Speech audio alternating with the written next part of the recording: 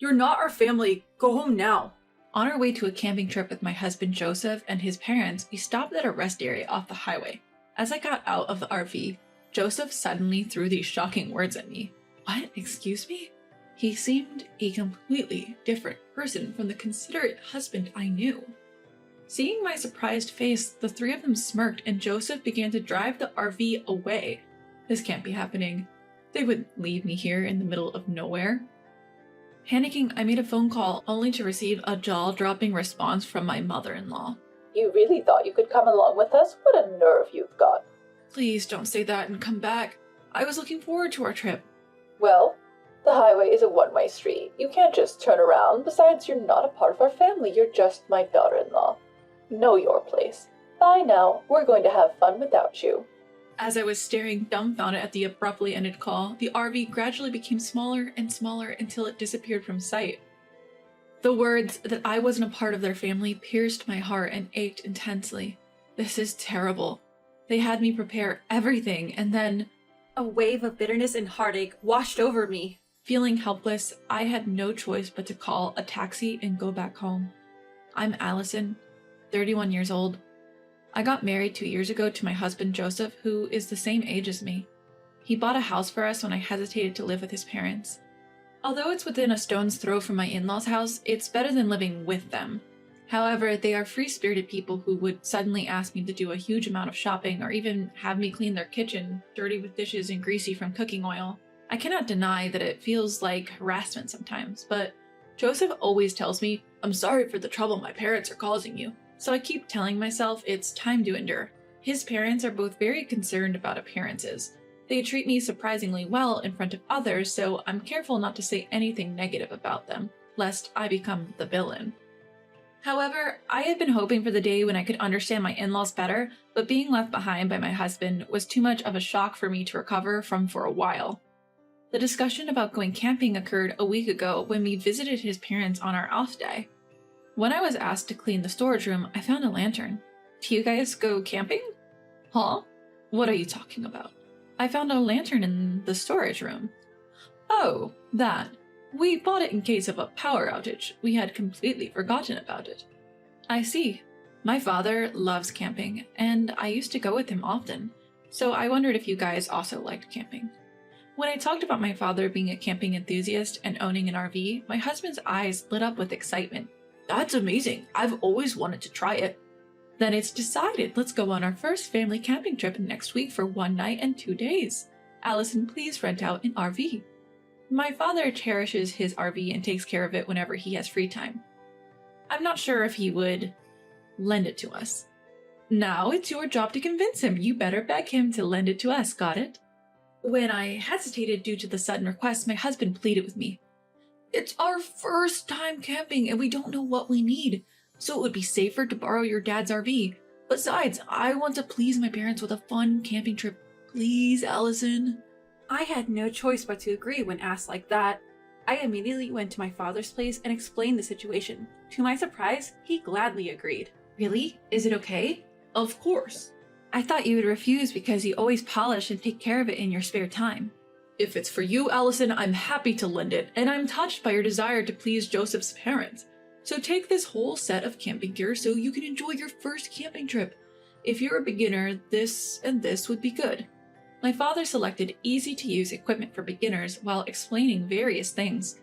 I was more than happy to know how much my father cared about me, and my heart was warmed.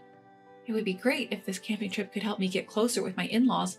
Alright, I'll work hard to prepare. I reserved a campground where we could use power comfortably, and there was a hot spring nearby. When I told my husband and in-laws, they were delighted. We're so lucky to have you, Allison. I'm so excited. I can't wait. I'm glad you're happy. On the day of the trip, I got into the RV, driven by my husband, full of excitement. We got on the highway and headed for the campground. My heart was pounding with anticipation. After driving for a while, my mother-in-law started being demanding again. Joseph, I'm thirsty. Can we stop at the interchange on our way? Mom, I brought some drinks. You can pick any one from here. None of them really appeal to me. As my daughter-in-law, you should know my tastes. I'm sorry. As soon as I got out of the car at the interchange to buy my mother-in-law a Dr. Pepper as she had requested, my husband spoke shocking words to me in a cold tone, unlike his usual self. Allison, you're not a part of our family, so go home now. Excuse me, what? What suddenly got into you? He seemed like a complete different person. He wasn't the Joseph that I knew, the one who usually showed consideration for me. As I looked shocked and unable to understand what had just been said, the three of them laughed with a sneer and the RV started moving again, leaving me behind. They left me here? In the middle of nowhere? Is this some kind of joke? Panicked, I made a call only to receive a shocking response from my mother-in-law. You thought you could really come with us? What a brazen woman. You are not a part of our family. Be aware of that. Bye. We'll enjoy a good family time without you. I stood still, dumbfounded, staring at the abruptly disconnected call. How dare they? They had me prepare everything, and then they left me out? What was Joseph thinking? A surge of bitterness and sorrow overwhelmed me, but unable to deal with these emotions, I called a taxi and went home. The next day, my husband and in-laws came back from the camp and were excitedly talking about their fun experience. They didn't even bother to apologize for leaving me behind. As I started questioning them about the previous day's event, I received an astonishing response. We did it to discipline you as my wife. That's right, Allison. You never understand your place as our daughter-in-law. But there's no need to abandon me on the highway for that. We had to go this far because you wouldn't get it otherwise. We needed to properly discipline this failure of a wife before we start living together. Upon hearing the word living together from my mother-in-law, I was startled. I feared that discussions were happening behind my back without my knowledge. What do you mean by living together? I haven't heard anything about this. My parents' place is getting old and is at its limit. I've bought a house where we can invite Dad and Mom to live with us. From next year, we'll be living together, so I'm going to be stricter with you. Be prepared. I was stunned to hear this was my husband's true intention. Deciding such a major thing without consulting me at all, I couldn't believe it. My trembling anger was seemingly insignificant to the three of them. What's worse, after borrowing the RV, they didn't even bother to refill the gas or thank my father. Allison, why are you just standing around? Hurry up and return the RV to your dad. After cleaning the interior, wash the car, then return it to your father. We don't want to be seen as thoughtless. Looking at the car interior overlaid with trash, I was thoroughly disappointed in them. Not only ignoring me, but also disrespecting my father's kindness. Unforgivable. After cleaning and washing the RV and filling up the gas tank, I returned it. Upon arrival, my father greeted me with a full smile. How was it? Did you enjoy the trip? I wasn't considered as their family, so I didn't go. What? I told him about being abandoned at the highway interchange on the day of the trip and how my husband suddenly changed his attitude and decided on living with his parents without consulting me. Upon hearing this, my father's smiling face transformed into that of a furious demon. I lent it for you, Allison, and those people did such horrible things to discipline you? What a joke. We will not let this slide. I won't let them have their way, Allison. We're getting back at them. How? I have a secret plan. I also have a perfect place for camping. Listen carefully. You're amazing, Dad. It's sure to work. Keeping the wisdom my father bestowed upon me in my heart, I returned to my in-laws' house where my husband and his parents were still excited about yesterday's events. Now is the perfect chance to lure them. I smiled lightly, carefully keeping my emotions hidden, and spoke to the three of them in a gentle tone. There is an even more amazing place than where we went yesterday. The autumn leaves are incredibly beautiful right now. Why not do a full-scale camping trip? Instead of staying in an RV, why not pitch a tent and enjoy a barbecue while looking at the scenery? At night, you can see a sky full of stars. Really? Where? It's a secret spot that I don't want to tell anyone else. Can I come too to fulfill my role as your wife? That's good. It's gonna be fun. It's in a secluded area, so I'll drive. I'll act right as your wife and as my in-law's daughter-in-law. So can I join you guys? As expected, my husband and his parents were overjoyed and agreed for me to accompany them. We decided to go camping again the following weekend. Just like always, they dumped all the preparation on me, and their pestering to teach me discipline only got worse each day. I carried my secret plan and meticulously arranged for my revenge. And the day of our trip arrived. I borrowed an RV from my father, drove to a remote campsite, and my husband and in-laws were thrilled. Wow, it's like a private site. They looked around restlessly, excited about the new environment. We'll go for a walk and enjoy the scenery. Allison, set up our tent. Understood. Enjoy your walk. Come on, let's go quickly. With those words, I saw off the joyous trio and began preparing for the camp. Then, about 30 minutes later, my husband called in a panic. We're lost. I can't find your dad's RV. I'm on my way home with it. What? What do you mean? Don't worry, I left the bare minimum for you to enjoy a real camp.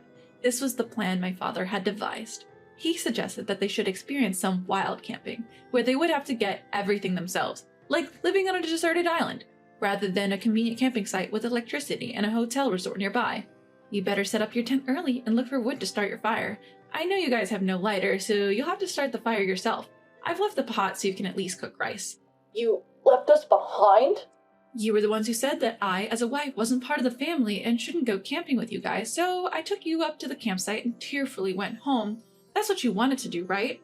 Having been hit with my logic, my husband was momentarily silenced. Enjoy camping with just your family. I was about to hang up when my husband, enraged, began yelling at me. Don't be ridiculous. If you don't come back now, I'll get a divorce from you. All right, let's get divorced. You'll regret saying that. Being abandoned on the highway, finding my father's cherished RV filled with trash, I've had enough of living with your parents who does nothing but disrespect me. And you're the ones who will regret it. Go to hell, you stupid woman.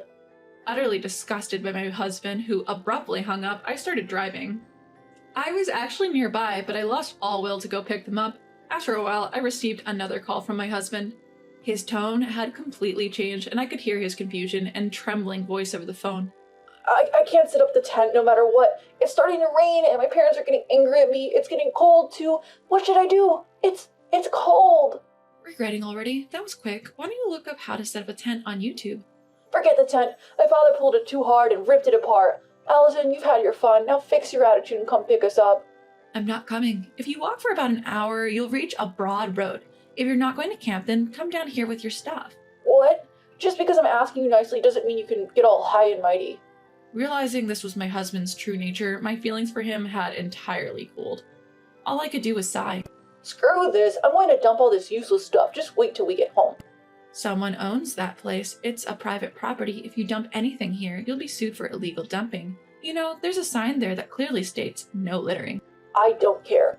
My husband, speaking with a strong tone, didn't seem to believe that I was serious about the divorce. I had to show him the reality.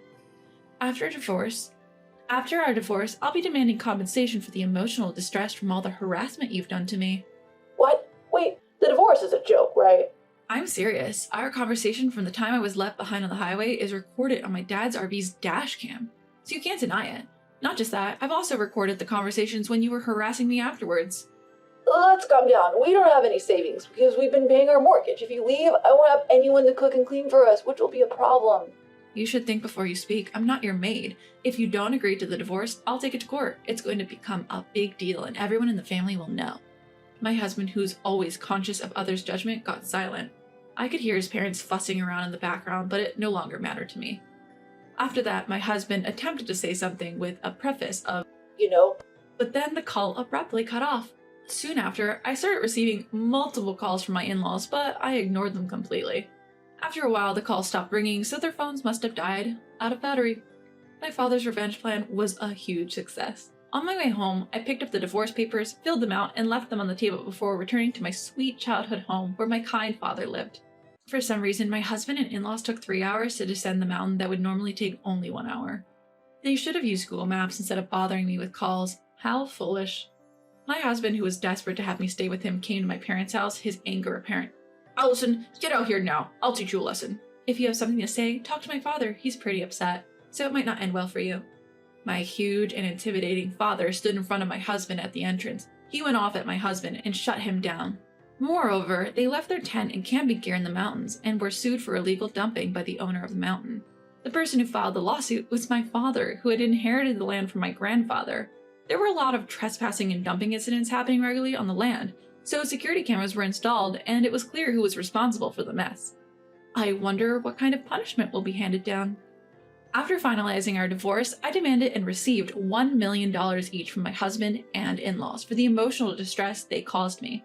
Unable to pay off their mortgage, my husband's house was foreclosed and he now lives with his parents in their leaky house, living modestly as a family of 3. No use crying over spilled milk, as they say. I returned to the company I used to work at before getting married, and I'm regaining the lifestyle that suits me. Next month, I plan to go camping with my parents, and I'm sure that I will have a blast then.